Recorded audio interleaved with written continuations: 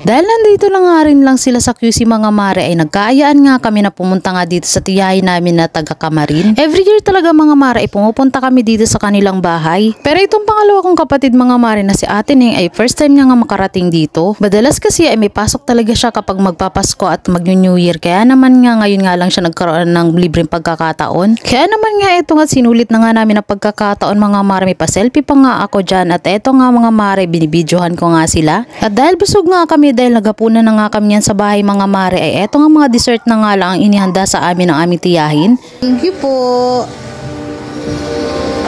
Midnight snack movie. Okay. Okay.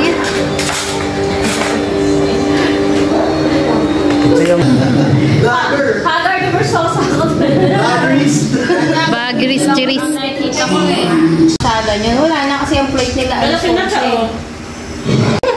At sobrang nakakatuwa nga itong bahay nila mga mare. Talaga namang nakadecor na at full blast na nga para sa parating na Pasko at New Year. Food trip at talaga namang movie marathon ang nangyari mga mare with matching chikahan pa nga na hanggang madaling araw ay pambihira. At dahil busy nga itong mga adult dito mga mare, itong mga bagets nga ay nakisabay nga rin at busy nga rin sa panonood. At kaya naman mga mare, ayaw din magsitulog nitong dalawang to. Ang gusto nga rin ay mag food trip nga din dito. At eto nga pala ay umakyat nga rin kami sa rooftop nila. Napakalamig ng simoy ng hangin dito sa taas mga mare at napakaganda pa nga ng sightseeing dito. Tumambay-tambay nga lang din kami dito sa taas mga mare at pamaya-maya nga lang din ay bumaba na nga rin kami dahil inaantok na nga itong si Kinkin. Syempre habang tulog nga itong si Kinkin ay tuloy na tuloy pa nga rin ang pagmo-movie marathon namin dito at chikahan dito sa sala. For the busy nga kami manood ng Lavender Fields mga mare at ito na nga si mama itutok na tutok nga sa panonood dahil talaga naman daw inaabangan niya ito.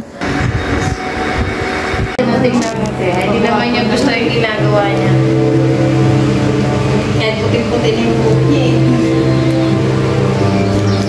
Mga sandals nga ang ibinigay niya sa aming mga babae at eto naman kay Kuya Mon nga asawa ni ate na ibinigay nga ni Tio Michael ng Aqua Plus. Every year talaga mga mare inakaugalian na nga nila ang mamigay ng groceries at mga gifts sa kanilang mga pamangkin at mga kamag-anak. Dahil napaagang araw kami mga mare hindi na nga daw niya naibalot itong mga ibibigay niya sa amin. Kaya naman nga ayan nga at sinukat na nga din namin. Saktong-sakto talaga sa amin yung mga napili nga sandals. At dahil nandun na nga rin daw kami mga mare, eto nga pala ibinigay na nga rin sa amin ang tinaning itong mga gift niya. Talaga namang napakaswerte namin. Maraming salamat po. At bukod pa nga dun mga mare, aba na may pag-grocery pa nga ay talaga namang pagkaswerte na rin. Kaya naman nga sobrang nakakatawa talaga silang mag-asawa mga mare. Sobrang blessings talaga sila sa aming lahat. Dahil inabot na nga kami ng madaling araw mga mare sa pagkakwentuhan na yan nga at alas 3 na ng madaling araw kami nagsipagtulog at eto naman nga ay mag-aalmusal na nga kami dito sa kanila. Sobrang amazed na amazed nga ako sa decoration nila dito sa dining area nila mga mare. Kaya naman nga yan nga for the video ako nyan. Feel na feel talaga ang Christmas dito mga mare. Ay napakaganda ng mga decor nila dito. Talaga namang Paskong Pasko na. At pati nga dito sa may bandang paibaba nila mga mare ng hagdana ay talaga na may paganto pa nga sa corner.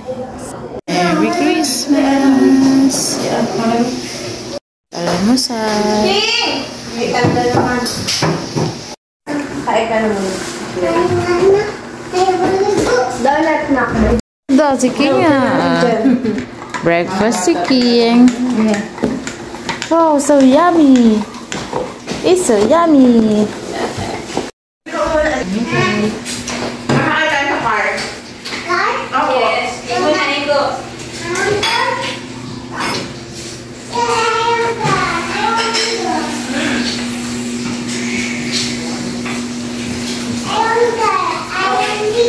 I want ligo.